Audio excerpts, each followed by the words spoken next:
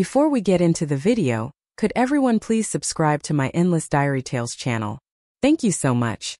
In my previous life, Leo Vance's company was on the verge of bankruptcy. His greatest rival, a man named Ethan Hayes, came to me with a proposal to join forces and take over the company. Back then, I was still naive and held a romanticized view of love. So, I rejected his offer without a second thought. I chose to help Leo, my childhood friend, navigate through his financial crisis instead. We had an understanding that we would get engaged once everything was settled. But on the very day we were supposed to discuss our engagement, Leo pushed me from the top of a tall building. My body was smashed into a pile of broken flesh on the pavement below. It was a stunningly cruel betrayal in return for all the kindness and support I had offered him. I remember his words twisted with scorn as he looked down on me. All this just to force me to marry you? I'd rather live in poverty my entire life than spend it trapped in your rotten, money-soaked world. It wasn't until that final horrifying moment that I finally understood Leo had never let go of his so-called first love, Isabella Reed. When I opened my eyes again, I found myself miraculously transported back in time to the exact day Leo's company first faced its crisis. So when Ethan Hayes, his arch-rival, made the same offer to me once more, I simply smiled and said, "Sure, we can work together." Even so, Leo was still my beloved childhood friend in this timeline, at least on the surface. A part of me needed to test the waters. I sent him a carefully crafted message. "Leo, come pick me up. I'm cornered by debt collectors in your company building. It's extremely urgent." Then my phone rang. The caller ID showed Leo Vance, the man I had secretly loved for years. An hour ago, if he had called, I would have dropped everything and run to his side without a second thought. But now I calmly declined the call. I looked at the man sitting across from me in the quiet cafe and gave him a slight wink. "Mr. Hayes, you just said you wanted to take over the Vance Group with me. You certainly have a bold appetite." Ethan Hayes sat across from me with his hands folded on the table, exuding an aura of elegance and quiet authority.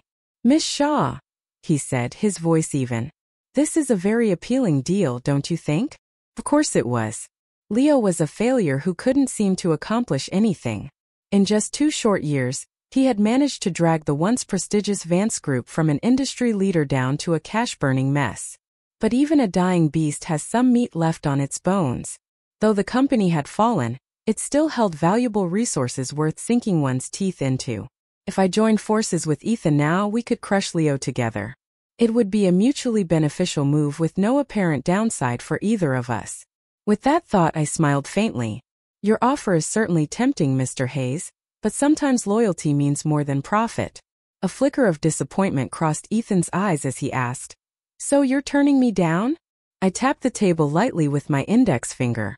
"No," I clarified. "What I meant is I'm in. But Leo is my beloved childhood friend, so you'll have to raise the price." While I was negotiating with Ethan, Leo called me nonstop. In less than 30 minutes, I had over 100 missed calls. Ethan glanced at my phone screen and a subtle smirk, barely a few pixels of movement on his lips, appeared. I picked up my car keys, gave a small wave and said, "Please expect an update from me soon. This is business after all." Ethan didn't say anything as I left. I drove to the Vance Group building and observed the scene from a distance. Debt collectors and bank officers had completely surrounded the place. There wasn't even a small gap to slip through. Just then Leo's name flashed on my phone again. His voice was trembling.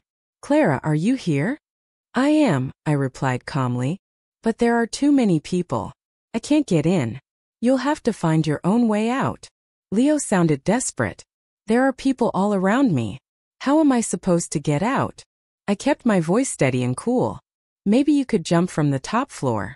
If you jump, the company's crisis will probably be solved." Leo shouted in anger. This isn't the time to joke. But I wasn't joking at all. I truly wanted him dead. In my past life, it was at this very place that Leo had pushed me off the building. I could still remember the twisted, hideous look on his face as he did it.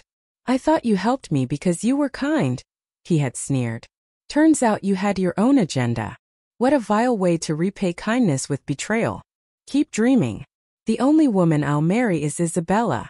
In those few seconds before I hit the ground, countless memories flashed through my mind. I wanted to tell Leo the truth, that things weren't what he thought. I wanted to marry him, not for any benefit or ulterior motive, but because I genuinely loved him. I also wanted to warn him about Ethan Hayes, who had once approached me with this very plan. Unfortunately, it was all too late. My body slammed hard into the concrete, sending a cloud of dust into the air. Blood gushed from my mouth and nose, and a searing pain tore through my insides, as if every organ had been shredded. 10 minutes later, Leo finally arrived at the scene, escorted by his bodyguards. He didn't even glance in my direction. He turned to his assistant and said coldly, "Call the police. Clara committed suicide out of guilt for embezzling company funds. Let the authorities handle it." Only then did I realize that Leo wasn't just ungrateful. He had planned to pin the blame on me all along. The last thing I saw before everything faded was Leo hurriedly getting into his luxury car, passionately embracing the girl sitting in the passenger seat. I knew that girl. It was Isabella Reed, the same unattainable woman Leo had always pined for. After everything that had happened, we had come full circle. And once again, I was nothing but a naive, innocent sacrifice. Luckily, heaven showed mercy and gave me a second chance. This time, I would make Leo Vance pay for everything he did. Perhaps I had gone quiet for too long on the phone. Or maybe Leo finally realized that he was at a disadvantage and shouldn't have lost his temper with me. In any case, his tone began to soften. "I'm sorry, Clara. I lost it just now. You know how desperate things are for me. Those debt collectors outside, if they had the chance, they'd eat me alive. I really have no choice. If this were my previous life, I, his ever-loyal lapdog, would have rushed in to solve all his problems without hesitation, probably by handing over a huge sum of my family's money. But now, since he didn't ask, I didn't offer." When he finally spoke again, I feigned surprise and yawned lazily. "Oh, it's that dangerous around you? Then maybe I should leave." No, wait. Don't go." Leo finally panicked. "Just help me create a distraction, please." I exited the parking garage and casually walked toward the main entrance, which successfully diverted the media's attention. As I kept the reporters busy, Leo bolted out from the underground garage and ran toward my car. This was the first time I had seen him since my rebirth. The immense financial pressure had reduced him to a shadow of his former self. A few strands of white hair had already appeared at his temples, and dark circles hung under his eyes. He looked utterly exhausted. In the past, I would have asked after his health, tried to comfort him, and worried that he might do something foolish. But now I finally understood that feeling sorry for a man is the beginning of your own misfortune. "Clara, I must look like a mess right now, don't I?" Leo said with a bitter smile, his whole body radiating defeat. "Just a bit," I replied flatly. Leo went on. "I've already poured everything, literally everything my parents left me, into covering the company's debts. Now I'm completely broke. I have nothing left. It's really miserable." No matter how pitifully he spoke, I simply nodded along, non-committal and detached. I didn't take the initiative to offer help, and I certainly didn't take responsibility for his problems. Eventually, Leo couldn't keep up the act. He looked at me with those soft, pleading eyes of his, full of fake emotion. "Clara, you're all I have now. You're not going to leave me, are you?" I smiled faintly. "Of course not." But before he could breathe a sigh of relief, I continued. "Because we're just friends, right? No business ties, no emotional entanglements. So really, there's nothing to leave behind." Leo suddenly grabbed my arm. "Clara, stop joking around. I've always known you had a crush on me. Just admit it. I won't make fun of you." Screech. I slammed on the brakes. A car rammed straight into the passenger side. Leo was knocked unconscious on the spot by the deploying airbag. The car crash was something I had planned. I just didn't expect Leo's luck to be so tough. He only ended up with a mild concussion. A few days in the hospital and he would be fine. The very first thing he did after waking up from surgery was grab my hand. "Don't blame yourself," he said, his voice weak. "I know it was an accident. I don't hold it against you." I didn't pull my hand back. I simply curved my lips into a flawless smile. To secure funding from the Shaw family, Leo Vance was now willing to swallow his disgust toward me and pretend to be affectionate. That couldn't have been easy for him. Fortunately, Isabella Reed arrived just in time. She floated into the hospital room in a flowing white dress, looking graceful and pristine. like a lotus untouched by dust. She said nothing but stared pointedly at our tightly clasped hands. Leo instantly let go and scrambled to his feet. "Baby Isabella, what are you doing here?" I casually interjected. "After the crash, my phone broke. I needed to call for help, so I borrowed yours. That's when I noticed your top pinned contact was Isabella Reed, so I gave her a quick ring." Isabella nodded, as serene and aloof as ever. This was an awkward situation. One woman was his supposed true love, the other his financial lifeline, and now Leo was stuck between the two of us, torn and cornered. I picked up my handbag. "I'll leave you two to talk. I'm heading out. Billings is to the right after you exit. Don't forget to pay the surgery fee." But neither Leo nor Isabella had enough money to scrape together even $200, so paying the hospital bills was out of the question. Leo looked at me. "Clara, you know how it is. Can you lend me a bit of money?" I pointed at Isabella. "She doesn't have any. 10 years ago, we were all still in high school.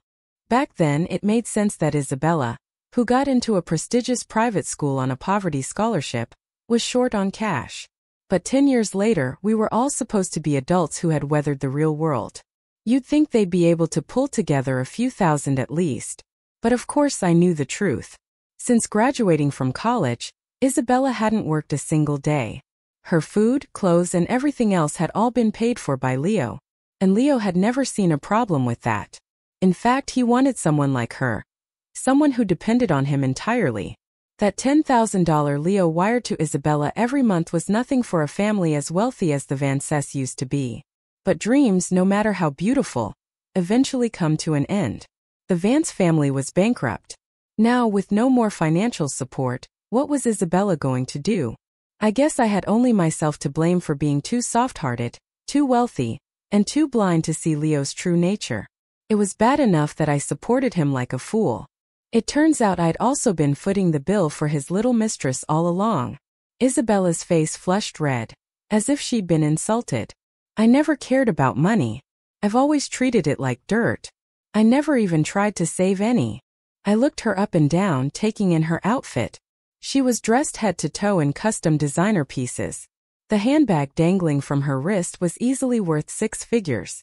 Someone like that dares to say money means nothing to them. Leo was starting to realize it too. He shot Isabella a look tinged with resentment.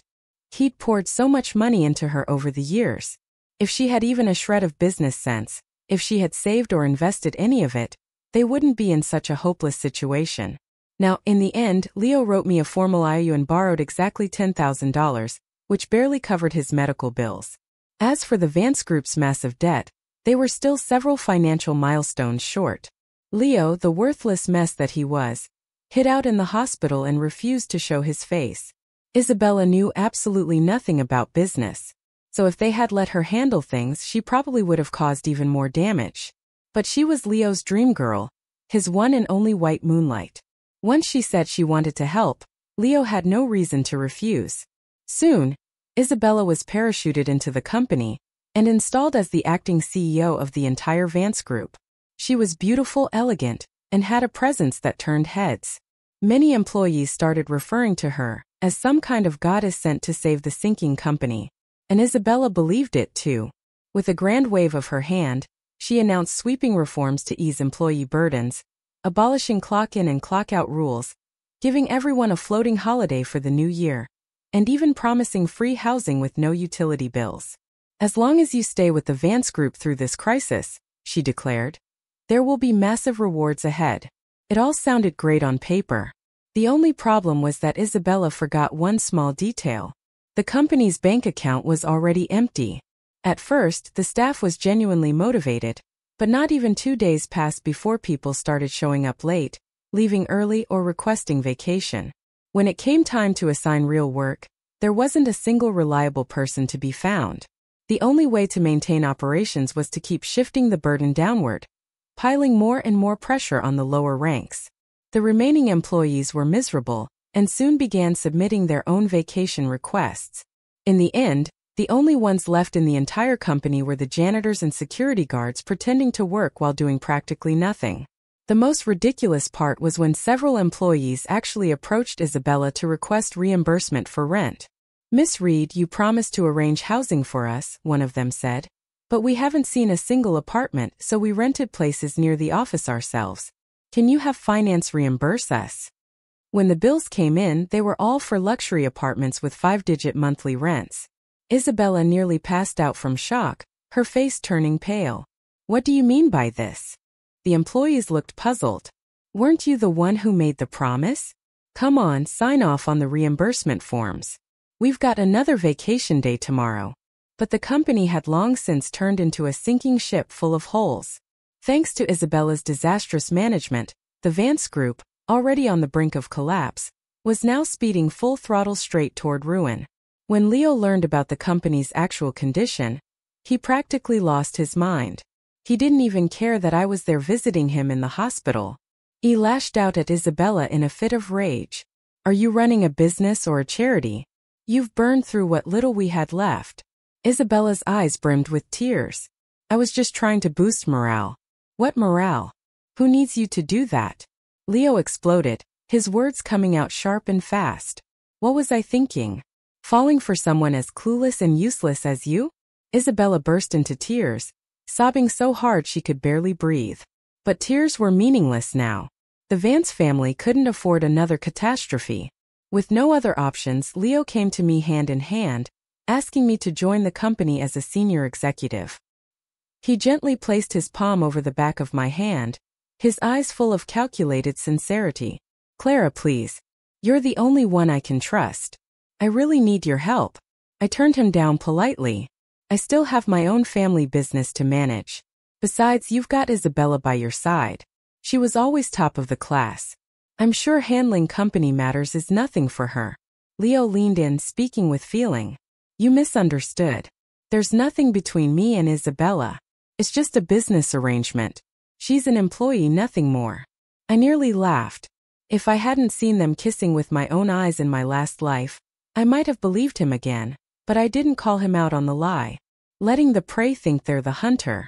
Manipulating them from the shadows is its own kind of sport. I tilted my head as if considering it. Leo seized the moment and pressed harder. Just say yes. If my parents were still alive, they would be so grateful to you. I don't agree. Before I could even respond, Isabella jumped in, shouting in protest. She was wearing sunglasses and a baseball cap, her face almost completely hidden.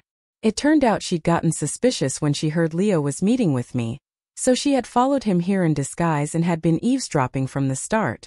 When she heard Leo wanted to replace her with me, she lost it, and her calm, graceful persona crumbled in an instant. She stormed over and shouted, Clara Shaw, do you even have any shame? You've been chasing Leo since high school. Some dogs just never learn to stop eating crap. You're rich, aren't you? Why not just go buy yourself a few male escorts? Why fight me for Leo? I blinked, then looked innocently at Leo. His face darkened with embarrassment. He grabbed Isabella roughly and pulled her behind him. That's enough. What would you know about running a company? Clara is incredibly capable right now. She's the only one who can save us. Isabella wouldn't back down. What's so great about her? Huh, just because she's got more money than I do. Admit it. You've changed. You just want to climb into the Shaw family. Dream on, she sneered. Don't forget I was the one who stayed by your side. Will you stop sabotaging me? Leo snapped. Then, in a moment of pure rage, he slapped Isabella hard across the face. I stood there, stunned. He just hit her. Isabella's hysterical scream drew the attention of nearby customers who turned to stare in our direction. Leo had always cared deeply about appearances, but now Isabella had made a public scene and humiliated him. Rather than back down, he doubled down and told her to get lost. Clutching her red cheek, Isabella glared at us and spat out, You two just wait. I'll make sure you both pay for this. Then she stormed out of the cafe. Leo stared at her retreating figure, then collapsed back into his chair, covering his eyes with the back of his hand. I couldn't help but find it all absurd. You were the one who slapped her. You were the one who kicked her out, and now you're playing the victim. For whose benefit? After sulking for a few minutes, Leo snapped back to reality and apologized. Isabella's always been overbearing. Just because we went to high school together, she constantly meddled in company affairs. Honestly, I've put up with her for far too long. Right now, Clara, only you can save the Vance Group. I tried to decline again and again, but Leo was relentless, insisting I take on this flaming mess of a job. In the end I sighed. Well, our families are still tied together by blood and history after all. I guess I don't really have a choice. Leo's face lit up with delight, but I caught the glint of calculation in his eyes. I knew exactly what he was planning. He'd never pay me a salary or share any profits. On the contrary, he expected to use the Shaw family's resources and connections to build himself a golden bridge to safety. Unfortunately for him, I was no longer the naive idiot from my past life. Leo Vance, let's see who outplays whom. He appointed me as vice president of the Vance Group, placing the company's operations entirely in my hands. Meanwhile, he fully embraced a leisurely life, fishing at the reservoir, taking long walks, doing everything but work. He played the role of a hands-off boss to perfection. So, I became the true authority at the Vance Group. Outwardly, I handled every issue with diligence and loyalty. Behind the scenes, I quietly poached top talent and key clients, transferring them to the Shaw and Hayes companies. Ethan Hayes didn't disappoint me either. He cracked several of the Vance Group's core technologies and sold them to me at a discount. Together, we stripped the company clean. Soon, the Vance Group was nothing but an empty shell, and Leo had no clue. He remained lost in his fantasy of making easy money with no effort. Then came the day of reckoning. The board of shareholders convened and officially declared bankruptcy. Leo was dragged into the meeting in a panic, completely clueless, but he was confident. As long as I testify on his behalf, he believed everything would work out. Why am I even here? He asked, reeking of alcohol. A bright lipstick stain marked his collar, a garish color that Isabella would never wear. Didn't I say you were handling everything? When his eyes met mine, Leo flinched and quickly rubbed at the lipstick mark. Don't get the wrong idea, he mumbled. I was entertaining clients. I only drank to take some pressure off your shoulders. I ended up drinking until I threw up. I smiled faintly. Wow, that must have been really hard on you. For you, I'd endure anything, he said, ignoring the others in the room as he fed me sweet, nauseating words. I pointed to a chair. Have a seat. The meeting's about to start. Leo straightened his back proudly, fully expecting to be showered with praise. In his mind, he was the hero who had led the company back from the brink. He deserved admiration and applause, but the expected compliments never came. The shareholders looked at him with nothing but contempt and smug satisfaction. Mr. Vance, please sign here, one of them said. The company is entering formal bankruptcy proceedings. President Hayes from Hayes Enterprises will be arriving shortly to complete the acquisition. Leo looked like he'd been struck by lightning. What did you say? Ethan Hayes is buying my company. The answer was obvious. No one even bothered to respond. Leo spun around and stared at me, his eyes burning. What the hell is going on? I shrugged and gave a helpless smile. I sent you the email. You never replied. Of course, he had been too busy partying in nightclubs and bars to check a single work message. But even if that's true, Leo stammered, how could things have gotten this bad? We shouldn't be bankrupt. I pulled out a thick stack of financial reports and threw them onto the table. The company owes the bank several $100 million. I've done everything I can. There's no saving it. But can't the Shaw family cover that amount? Leo blurted out. The moment the words left his mouth, he immediately regretted them. Some things should be kept buried. Say them out loud and they instantly rot. I turned to him coldly. And what does my family's money have to do with you? Everyone in the room was watching. Sweat started to bead on Leo's forehead. Don't get me wrong, what I meant was, maybe there's still hope for the company if you're willing to marry me. Before I could respond, a cool, commanding voice rang out from the doorway. Ethan Hayes strode into the conference room, followed by a group of nervous-looking board members. The other shareholders all stood up to greet their new potential backer with flattery and forced smiles. Leo, on the other hand, had just been dealt the final blow. His company was gone. His ego shattered. Add that to the booze and debauchery he'd been drowning in, and the man who now sat before us was nothing but a shriveled shell. He looked 10 years older than he had just weeks ago. The contrast between him and Ethan, who was taller, sharper, and in complete control, was a dagger to Leo's pride. Ethan Hayes, who let you in? Get the hell out, Leo snapped. And the rest of you useless fools don't just stand there. Get back to work. His outburst was pathetic. Nobody moved. Why would they? Working under Leo meant hunger and chaos. Employees didn't care who the boss was. They just wanted to get paid. Leo was seething, furious that no one listened. He slumped in the executive chair and refused to move. Ethan didn't bother arguing. He simply had someone call the police. Leo tried to resist, but the debt he owed was astronomical. If he didn't hand over control of the company, he was facing prison. When forced to choose between pride and freedom, Leo didn't hesitate. He chose freedom. He signed the handover agreement with a resentful scowl, muttering something about ambitious young men always starting from nothing. When it was all over, he waved at me. "Clara, let's go. I had my assistant rent us an apartment. You can just help clean it up a bit." I stepped back 2 paces. "When did I ever say I was going with you?" Leo froze. "If you don't go with me, then where will you go?" I smiled brightly. "Your family went bankrupt, Leo. Mine didn't. Obviously, I'm going back to my parents' villa." The realization that I wouldn't be living in misery with him finally hit, and Leo began to panic. "You said you'd help me rebuild. You can't abandon me now. How ridiculous."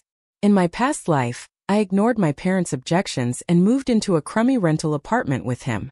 We lived in hardship. I'd wake up before dawn to haul inventory and collapse into bed after midnight, exhausted. My heartbroken parents wired me a large sum of money. I was thrilled and naively gave all of it to Leo. He drained every last drop of my family's resources, then turned around and kicked me aside. And now this man had the audacity to ask why I was abandoning him. Anger flared in me. "What do I owe you? Why should I suffer with you?" Leo looked stunned but held his ground. "Didn't you say you liked me? I agreed to marry you. If we just get through this rough patch, I'll give you anything you want. Isn't there a saying, a good wife helps her husband fulfill his ambition? Then am I the gold in that proverb?" I scoffed. "Sorry, I already have my own gold. I don't need your crumbs." Out of the corner of my eye, I saw Ethan's car still parked by the curb. I needed to go talk to him about how we'd continue our collaboration. Leo followed my gaze and spotted the car too. His face twisted with rage. "It's him, isn't it? Ethan Hayes seduced you. No wonder I couldn't stand that guy back in school." He spat. I always had a bad feeling about him. Leo and Ethan had graduated from the same high school.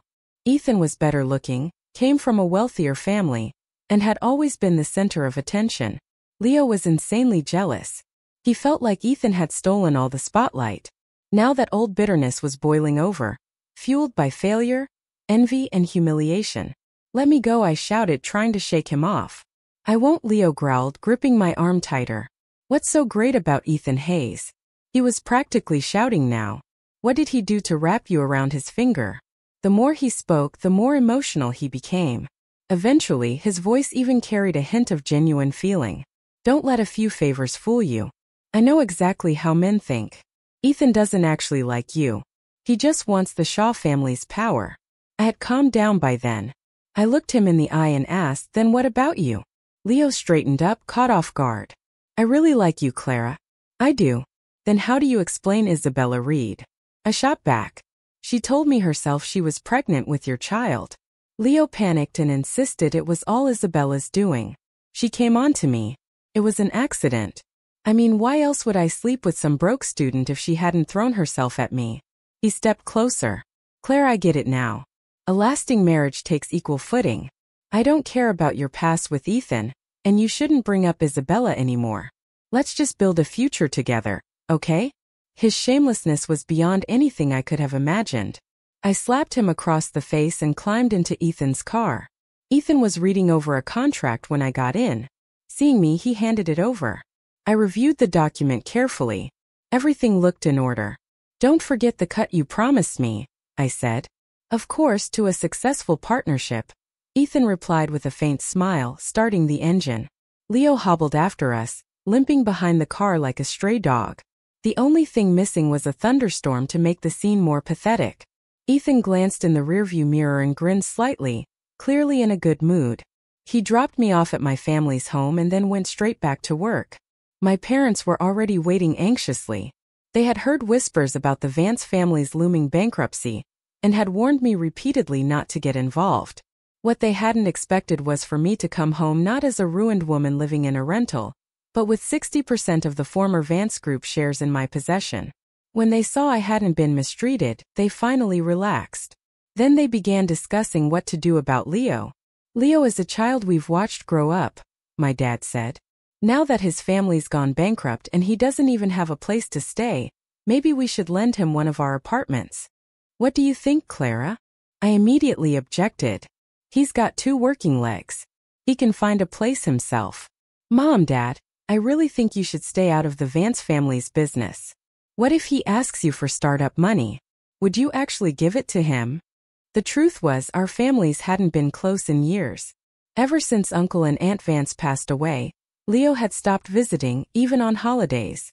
He didn't even bother to send a New Year's text. My parents never said it out loud, but I knew they felt hurt.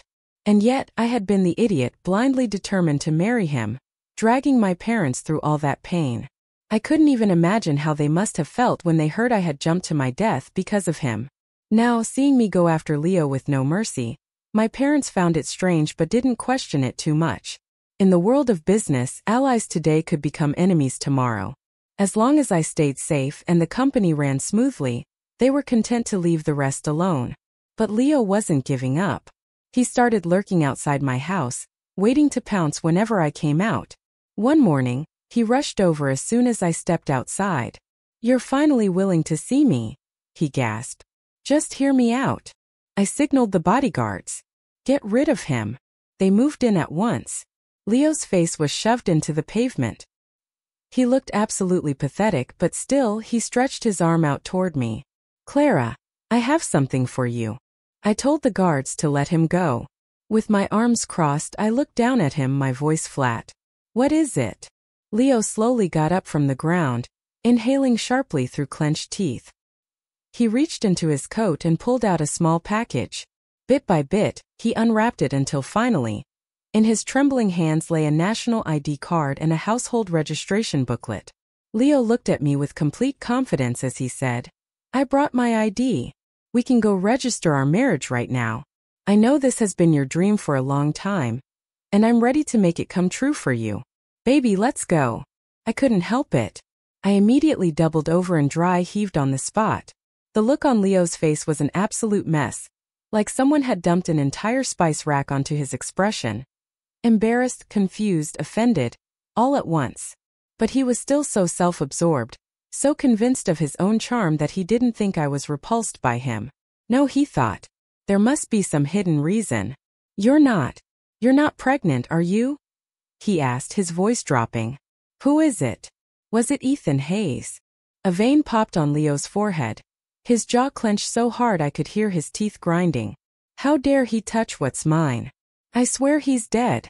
I narrowed my eyes, my voice ice cold. "Say one more disgusting word and I'll rip your mouth apart." Maybe it was the intensity in my tone, but Leo shrank back slightly and muttered under his breath, "Slutting bastard." The bodyguards beat him without hesitation, then dragged him out like garbage and dumped him outside the gate. He scrambled away like a wild dog in retreat. I watched him stumble off and could only sneer. Just because I didn't have time to deal with him now didn't mean I was going to let him go. The memory of him pushing me from that building in my past life still burned fresh in my mind. He would pay in blood. It was the only way to erase the rage in my heart. But Leo was even more shameless than I expected. When begging failed, he turned to threats. He sent me a text. "You wouldn't want the world to know you're pregnant out of wedlock, would you? Transfer me $10 million or I'll ruin your reputation." I responded with one word. Scram. Furious, Leo turned to the lowest tactic, media slander. He rounded up a group of third-rate tabloid reporters to smear my name. Shocking. Aries allegedly pregnant before marriage. Guess who the father is? Then he showed up on camera playing the victim. Tears streamed down his face as he cried about betrayal and heartbreak. Clara Shaw and I were engaged since childhood. I always treated her like my fiancée. I planned to marry her once I was stable, but after I went bankrupt, she couldn't stand the poverty and ran off with Ethan Hayes. When I demanded an explanation, I was beaten and humiliated. I even saw her burying her own child right in front of me. As a man, how can I swallow this injustice? Please someone stand up for me. He even pulled out a crumpled old piece of paper, our so-called marriage agreement, written when we were 6 during a game of house. On it were the scribbled words, "When I turn 18, I'll marry Leo." And Leo had written, "I'll marry Clara as promised." He bawled in front of the camera like it was real, even managing to conjure a bubble of snot. Unbelievably, people actually bought it. Outraged internet users flooded my family's company page, calling me heartless and disloyal and demanding a boycott of our products. Even Ethan got dragged into the mess and was branded as a home-wrecking mistress boy. My parents were alarmed and carefully asked me, "Clara, are you two dating?" I laughed.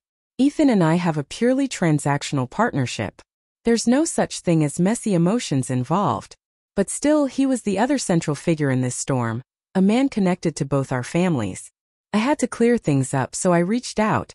"Mr. Hayes, are you free? Can we meet?" In his office, Ethan shook my hand and listened as I detailed Leo's desperate tactics. He paused for a moment, then gave a calm smile. "Understood." I didn't ask what Ethan planned to do to destroy Leo. He was Leo's lifelong rival. I was sure he had more than enough evidence to crush him. Since everything was settled, I turned to leave. "Wait," Ethan called out behind me. I paused. "Anything else?" Ethan drew in a deep breath. "Have you ever considered maybe we could make what Leo said come true? Was that a roundabout confession?" I smiled and shook my head. "A lie is still a lie, Ethan. No matter how pretty it sounds, it'll never become the truth." After all, having been reborn into this second life, I had finally realized what I truly wanted most. I wanted a career. I wanted my own name on the list of the richest, not to stand silently behind some man as his beautiful, invisible wife. Ethan didn't press the issue again.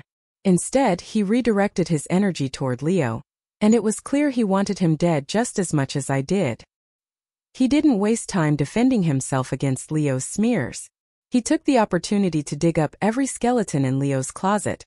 Photos of him getting drunk in nightclubs, records of him embezzling company funds, and proof of him exploiting his employees. Then came the rumors. Some even claimed that the car accident that killed Leo's parents was orchestrated by Leo himself. Before long, Leo was buried under a landslide of negative press. No one believed a word he said anymore.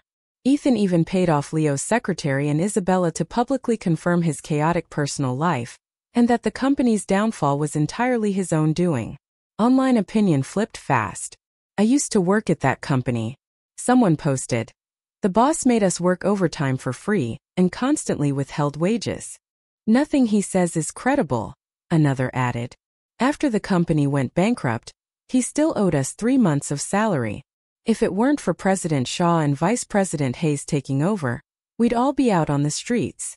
Leo's just clinging to his so-called childhood sweetheart to mooch off a rich heiress. And when she refused, he went and spread filthy rumors." Disgusting. Exactly. I saw Miss Shaw the other day at the gym after work. She's glowing. 0 signs of pregnancy. Leo's just making stuff up.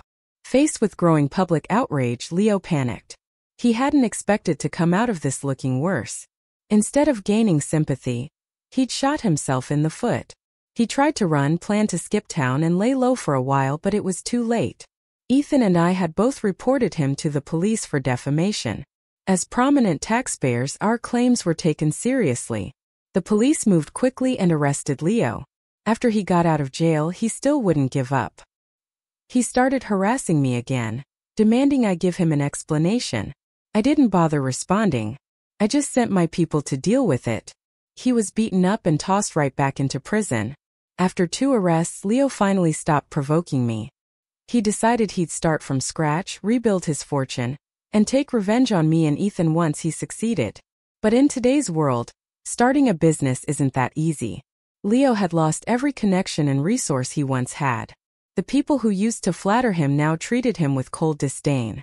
Unable to secure a loan and burdened with a criminal record, he turned to shady underground lenders. Predictably, he lost everything. Desperate and cornered, Leo went to look for Isabella, hoping she'd take him in out of old affection. But Isabella had long since moved on. She'd found another powerful backer. When Leo showed up at her door uninvited, he was beaten and thrown out, one of his legs broken in the process. With debt collectors on one side and enemies closing in on the other, Leo saw no way out. In the end, he tried to kill himself by burning charcoal in his rental apartment. Even in death, he managed to cause trouble. His landlord had to deal with the mess. They said when the police investigated his death, they found a suicide note on his desk. In it, he cursed me, Ethan Hayes and Isabella Reed, wishing us all miserable deaths. When I heard the news, I simply smiled.